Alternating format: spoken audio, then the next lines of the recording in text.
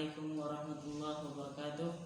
Hamdan katsiran thayyiban mubarakan fi kama yuhibbu rabbuna wa yarda. Asyhadu an la ilaha illallah wa asyhadu anna Muhammadar Rasulullah la nabiyya wa la rasula ba'da, amma ba'd. Ya, pada kesempatan kali ini insyaallah saya akan menyampaikan sebuah metode kisah, yang dimana metode kisah ini saya ambil dari kisah Israiliyat.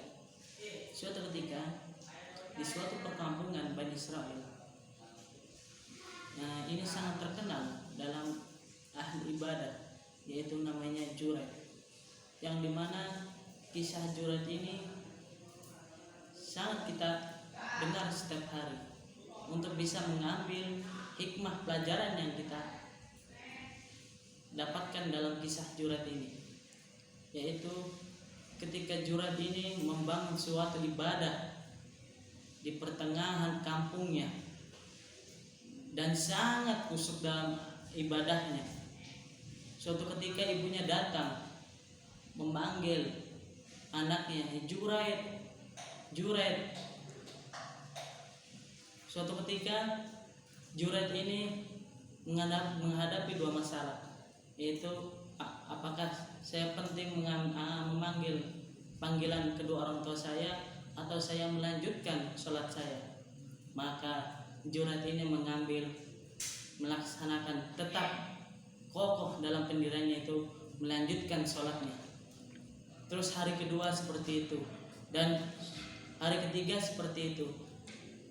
Dan suatu ketika ibunya pulang tanpa dan ibunya itu sangat marah terhadap Juraid, membawa tangan kosong, sehingga ibunya itu marah besar dan mendoakan Juraid seperti ini doanya, ya Allah, matikanlah atau wafatkanlah dia sebelum mengenal wanita pezina. Ya, itu doa terkabul dari seorang ibu.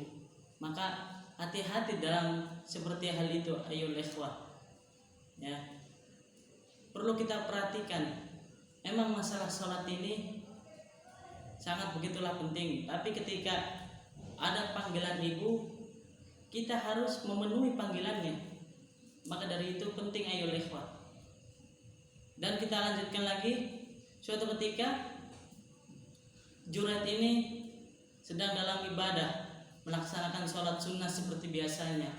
Suatu ketika ada wanita pezina mendatangi gubuknya, tempat peribadahannya Juraid, dan wanita ini menggoda dari sisi kanan, depan, kiri, akan tetapi Juraid tidak tergoda dalam eloknya atau kecantikannya seorang wanita pezina ini, sehingga wanita pezina ini sangat malu.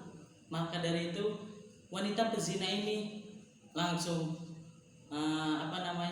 malu, langsung berzina dengan pengembala yang di kebun. Maka terjadilah hubungan badan atau hal yang lainnya hingga wanita pezina ini hamil. Dan suatu ketika wanita pezina ini langsung membeberkan atau membicarakan, Juraid telah menghamiliku, Juraid telah menghamiliku, sehingga anak ini adalah anak Juraid. Nah, perhatikan ayo ikhwah, sangat begitu penting panggilan ibu ini, ya. Maka dari itu ikhwah, ya, yang namanya ibu itu adalah doa itu sangat terkabulkan.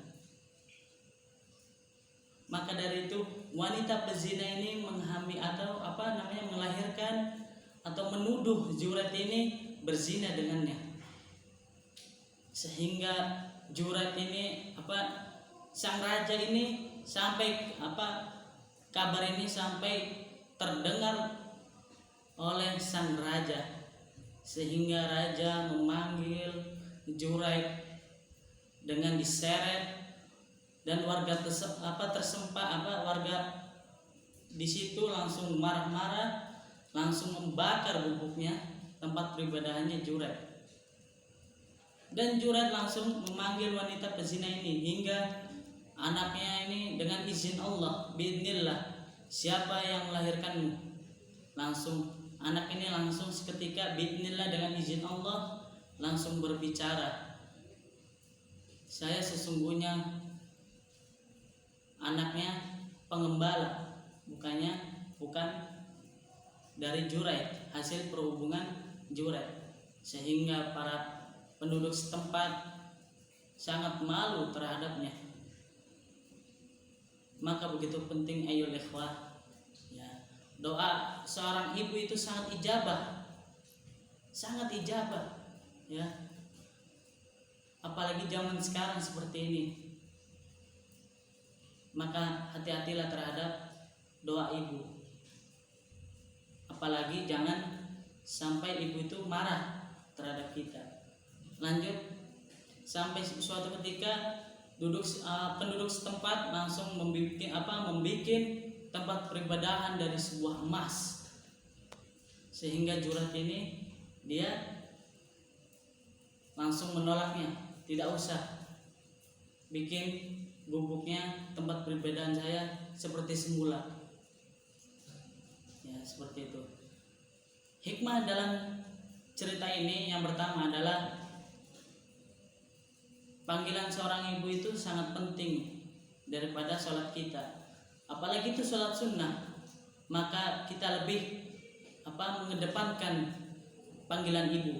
Yang kedua, yaitu janganlah ketika orang tua itu mendoakan yang jelek-jelek kepada anaknya. Itu yang kedua. Yang ketiga, menuduh seorang laki-laki berzina itu hukumnya haram, ikhwah. Ya, itu aja dari saya, kurang lebihnya mohon maaf. Assalamualaikum warahmatullahi wabarakatuh.